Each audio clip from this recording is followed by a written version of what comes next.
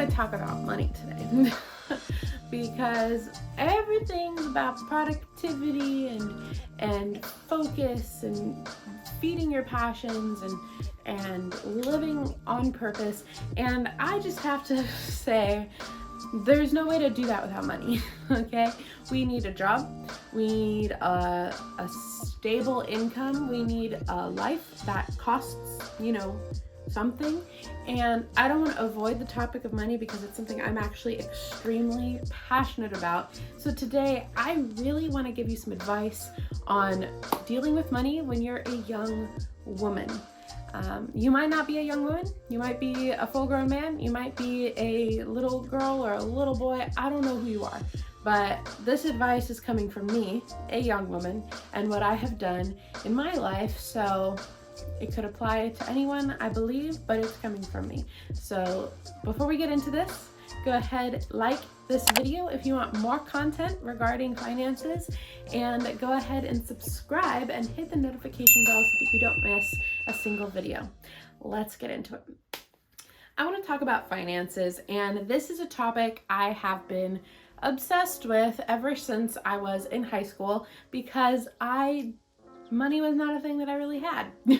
It was something that I struggled with, my family struggled with, and I decided at one point that it was not going to be like that. I did not want to always have this struggle with money. And now it's about 10 years later, and money is still a struggle, but it's a struggle that I understand a little bit better. And I want to share some of the things that I've learned over time that have helped me get to the place where I'm at right now. So one thing that I was able to accomplish was I graduated college debt-free, which is a really big deal. I paid in cash as I went each semester, and I paid about $65,000 worth of tuition in 4 years and graduated with no debt. Now, I didn't have some high-paying job at the time in a huge company or industry. What I had was a lot of smaller jobs that were paid competitively but didn't take up all of my time, and they gave me the freedom to be able to do school and make a lot on the side. Now, these jobs ranged from house cleaning, nannying, bookkeeping, personal organizing, all of these different offhand jobs that I did. I also painted professionally. I did commissions and sold my art and did a lot of custom paintings. I had multiple little side gigs doing things for people. My career ranged and gave me the freedom that I needed. So I had multiple sources of income.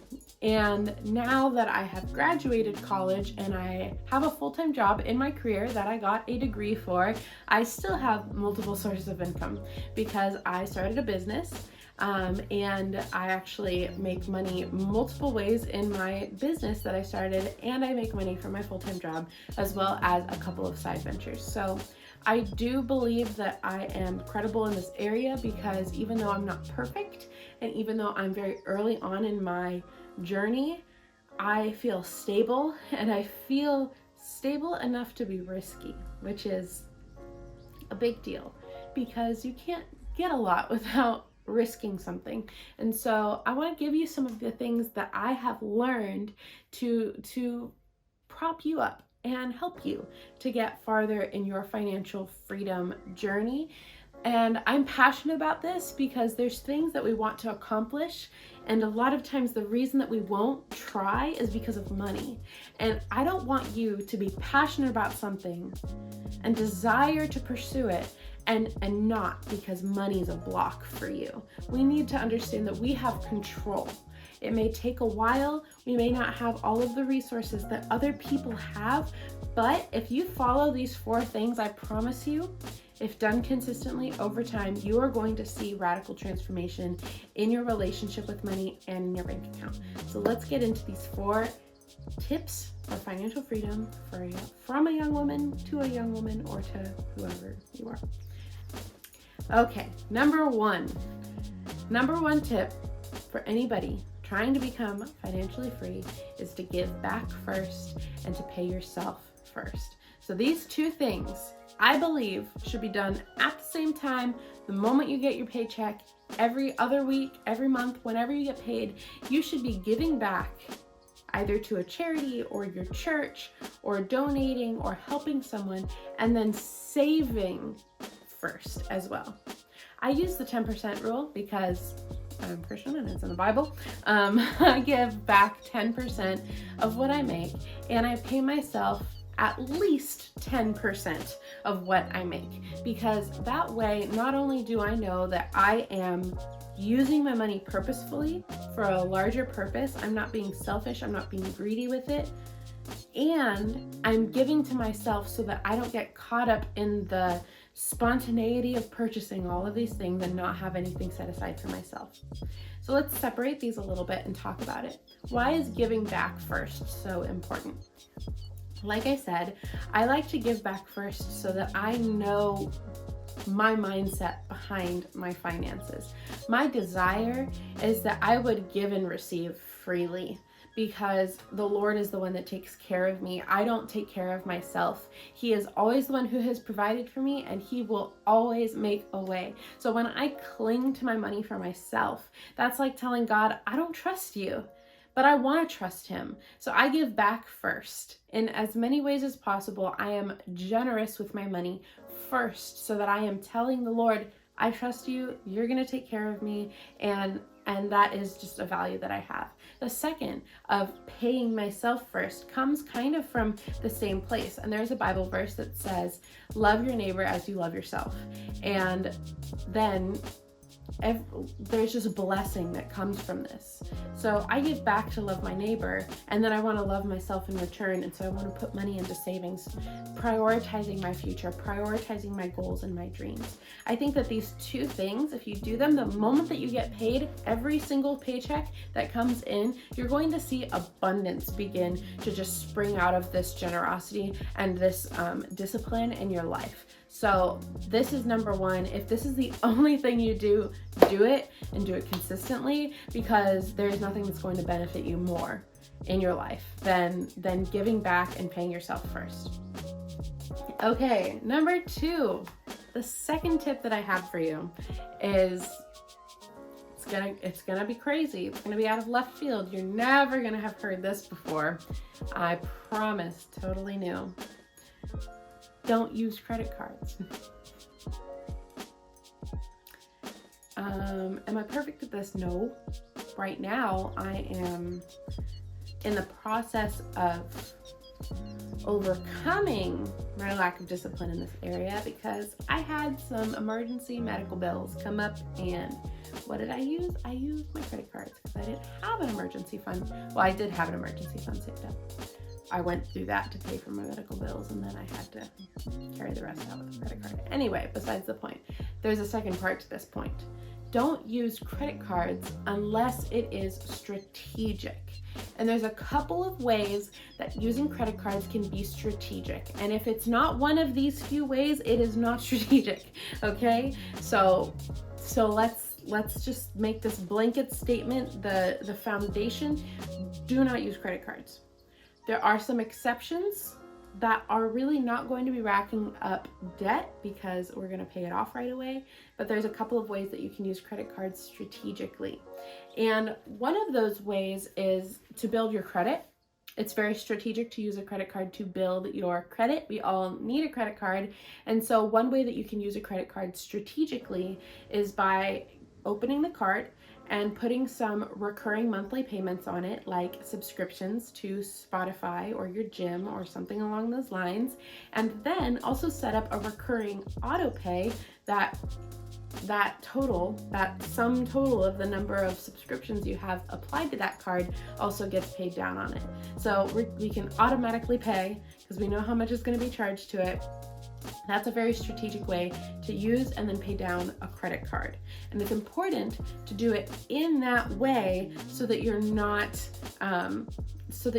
unconsciously making purchases. That is where the debt can really rack up very quickly if you're using your credit card in the same way you would use a debit card.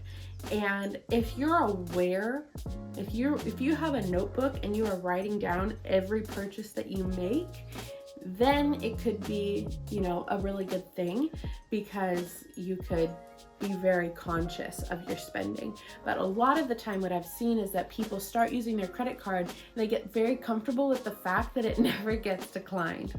Even when you have no more money in your bank account, the card is still going through. So we use it and we think, oh, I'll just pay it off. I'm gonna get paid in 2 weeks. I will just pay it off. But then we get so comfortable, we lose track of how much we're spending, and we're spending way more than we're gonna make at our next paycheck. So please do not get into that cycle. Use it strategically for automated things that you are automatically paying off. That's gonna be the most beneficial. There's one other strategic way that you can use a credit card, and I would say that it's for large purchases, but purchases that you can afford, purchases that you have scheduled in your budget to make. Let's say you're looking to buy a couch. Couches are a ridiculous amount of money. It's actually crazy to me. I was just talking to my friend about how expensive couches are. But let's say you're looking to buy $1,000 couch. And what you have is in your budget, you have set aside for the next 3 paychecks, like, okay, I'm gonna take $500 from this paycheck, $500 from that paycheck, $500 from the next one. I'm gonna pay it off in 3 paychecks. Then you can purchase that $1,500 couch and then automate your paychecks that when you get paid, money pays off your card. Then we don't even have to think about it. Then we don't even have to think about it for a second. And automating any of your payments, automating your savings, automating your giving, that is just a great option. That's a little bonus tip here for you. The more you can automate, the better, because if it's in your budget and it's automated, it gets done. You don't even have to think about it. But if you have to go in and make payments, a lot of the time, especially when it's a credit card payment, you're gonna delay it. You're gonna think, oh, I don't wanna do that yet. I wanna spend this on something else. Or if it's just automated, you don't get to think about it. It's just gone.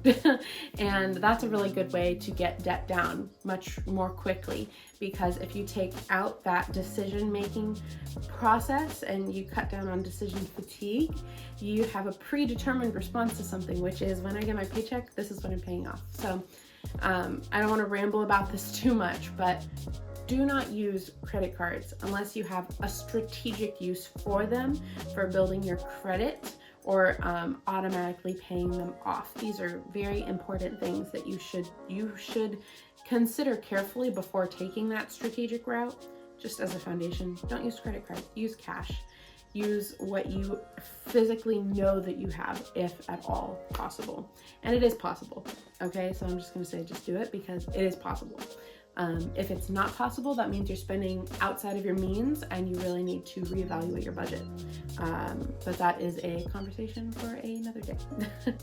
Tip number 3, I want to get into some more purpose-driven tips for you. Tip number 3 is you should always have short-term and long-term financial goals. This is so important for living your life on purpose and for always having motivation to stay on track with your finances. The most unmotivating thing for saving and for becoming financially free is when we don't have a goal, because that jacket at Forever 21 looks so much nicer when we don't have a goal that is more beautiful in the future. So we need short-term and long-term goals to really keep us motivated and moving toward our dreams. Some short-term goal options are paying off debt, going on a vacation, buying something that you actually really want or really need. Like for me, I'd really love to buy a camera for my recording setup. That is something that I would love to have as a short-term goal after I finish paying off my debt. These types of things take, less than a year to purchase. Some people would say that a short-term goal is less than 2 years, but at my age, to me, a short-term goal is 6 months to a year, because that's what it seems like to me, okay? It's different for everyone. But then long-term goals are things that are quite bigger. Maybe you have a lot of student loans. That's a long-term goal to pay off. That takes a huge chunk of, monthly income to pay off those types of debts. Other long-term goals are things big, like buying a house. That's my long-term goal right now. That's what I really, really, really, really, really, really want.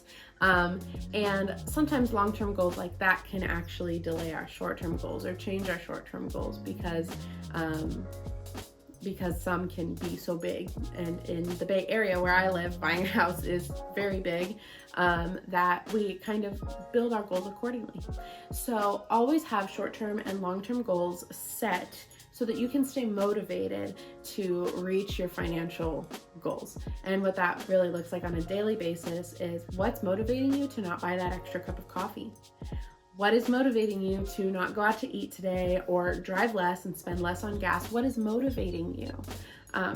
You need a why, and defining these goals is that why. And then if we want to take this even a step further, we could take a big long-term goal and break that into smaller short-term goals so they're more manageable. And that way our saving for long-term plans can actually feel like we're making more progress. So for me, if I'm going to be saving for a house, there's a lot of short-term goals that I can break that up into.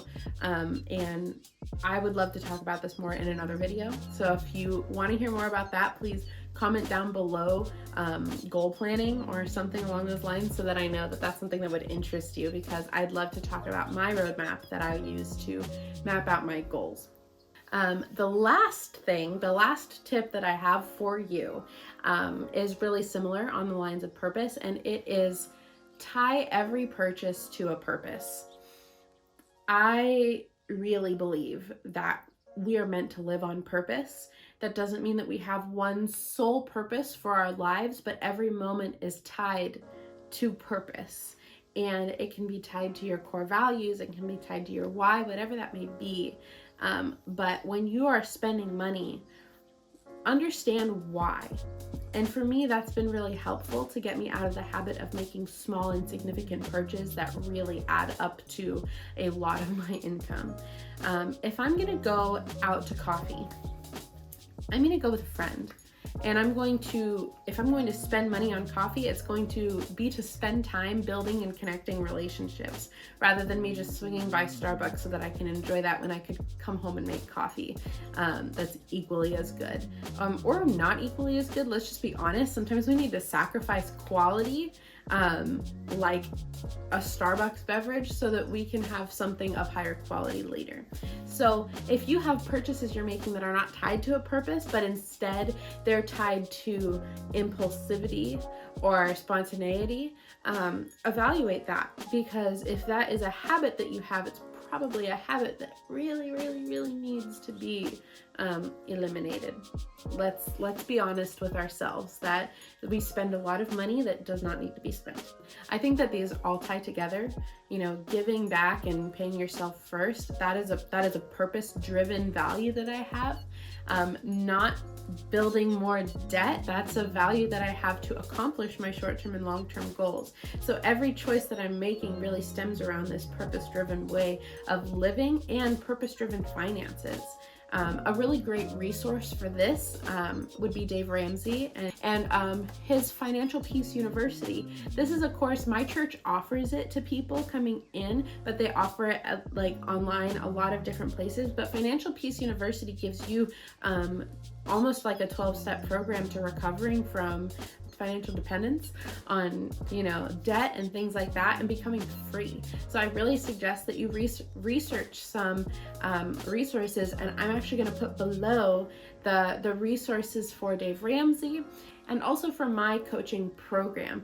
I do have one-on-one coaching for passion-centered goal coaching, and I would love to sit down with you and discuss what you're passionate about and really talk about how we can make all of our goals centered on our passions and our purpose so that we can see them come to fruition. And I'm going to put the link to that down below, but please go join my waiting list so you can get a spot with one-on-one coaching with me if this is something that you think this is going to be really beneficial. And if you liked this information, this coaching program will be beneficial for you, I promise, because not only will you get much more than that in this program, but also you're going to have one-on-one time with me where I can talk to you about where you're blocked, where you are questioning yourself and what you're struggling with. So I'd love to talk to you about that. If you enjoyed this, again, like this video so I know to make more content like this, and subscribe and hit the notification bell so that you can be notified every time I make a new video. I am so happy to have spoken with you today, and I'll see you next Wednesday. Bye. Money affects us. money is money. Yeah, money is money. This is so important for, I knocked over my cleaning bob.